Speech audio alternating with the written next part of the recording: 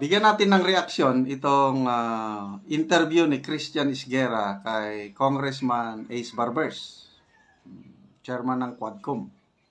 Na curious, na-attract ako sa title ng kanyang vlog na mga kongresista takot sa resback ni VP Sara. Wala. Matatakot ba sila? Ano bang kinakatakot nilang resback? Okay? So, pakinggan natin itong interview. Itong si Christian Esguerra, anti-Duterte ito.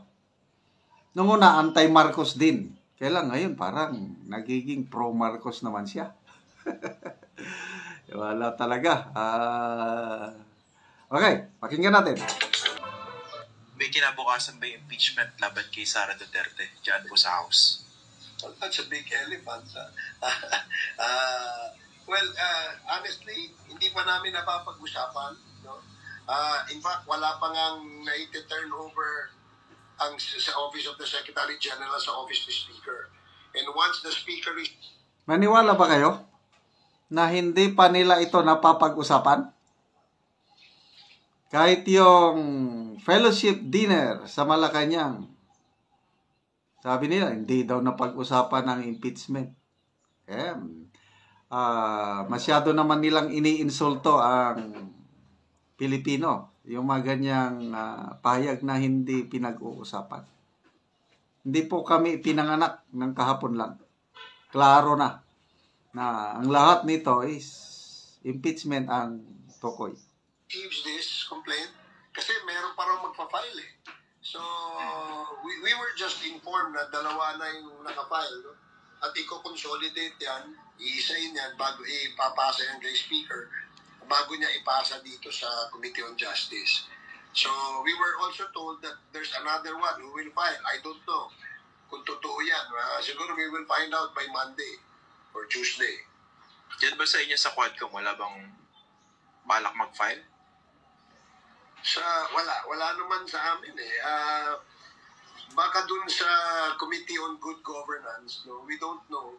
I don't know if they will still hold another hearing yata on Tuesday. So pag sa Tuesday hearing na yun, I don't know if that's the last hearing that they will conduct. Baka i-terminate na nila kasi I think they already had 7. Yes. So, marami na yun, no? At dun sa 7 na yun, na talakay naman na lahat, no? Ang sa tingin ko na dapat talakayin doon tungkol sa usapin sa confidential funds. Isa po sa mga issue na nire-raise dyan yung oras. Baka hindi raw, baka mahirap daw isiksik sa kalendaryo ng Kongreso. Pag-usapan lang natin yung kalendaryo mismo, technically. With the elections coming on May 12, 2025, ano ba tingin nyo? Kaya pa bang isingit dyan o pag-usapan? Kasi mandato rin yan ng Kongreso eh. Obligasyon at mandato, it is the constitutional duty. Ayun. Wala daw silang magawa. Hindi nila mapigilan yung mag-file ng complaint despite sa hiling ng Pangulo na huwag nyo nang ituloy dahil waste of time. Kaya lang, may nag-file pa rin.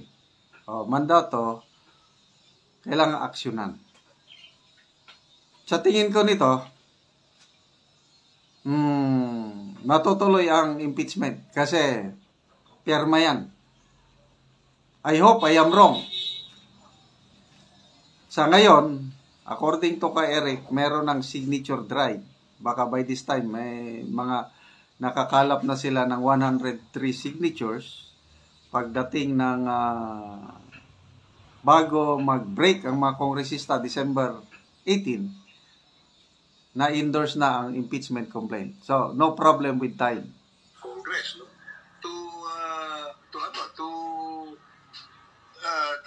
To either impeach or dismiss, no? A complaint that was filed before the House, no? And going up to the Senate. Sabi naman ni SPHs, kahit daw on break, pwede din daw sila mag-meet as a impeachment court, no? And they can be present even if there is a campaign period. Kasi mas mahalagang constitutional duty ito ng mga senador. Ganun din naman kasi sa...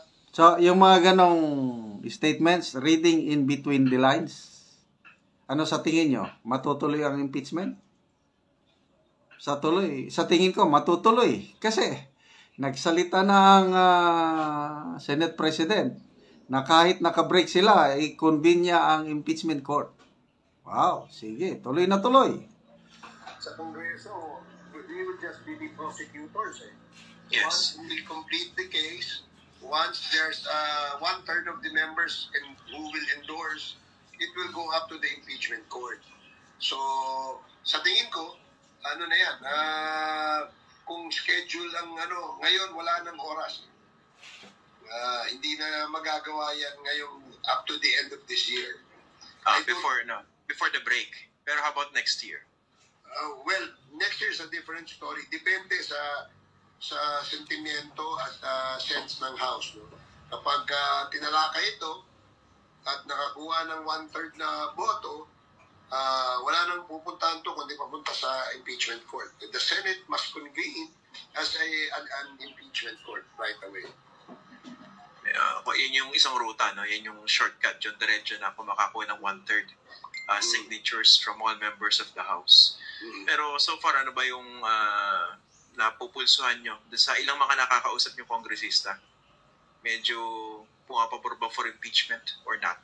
Actually, everybody is quiet eh. Hindi naman sila openly expressing yung kanilang sentimento dyan. Siyempre, we'd like to... Everybody's quiet. Bakit kaya? Natakot na ba sila sa pronouncement ng iglesia na magrarally ang iglesia kontra sa impeachment? Salamat sa Iglesia ni Cristo, timing ang kanilang napapanahon yung pronouncement na yun. Kasi ang kongresista, halos lahat yan, kakandidato next year. Pag pumirma sila sa resolusyon, nako, mag-iisip yan ng ilang beses kasi ang Iglesia ni Cristo ayaw ng impeachment. Ang kongresista na magperma sa impeachment, hindi kaya i-endorse pa ba ng Iglesia yung kandidato na yan? Posible, quiet sila ngayon.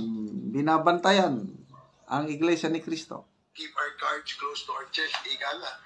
No, kasi hindi pa una, marami pang hindi nakakabasa ng complaint. Pangalawa, nasabi nga na meron pang ibang complainants na magpa-file. So gusto natin na tiyakin, ano ba yan? Baka naman yan ay hindi wala namang saysay para magsayang ng oras ang Kongreso at ang Senado sa pagtalakay nito. We really have it shut down. Nagsalita ng Pangulo. I hope na totohanan yung pronouncement ng Pangulo na it's a waste of time.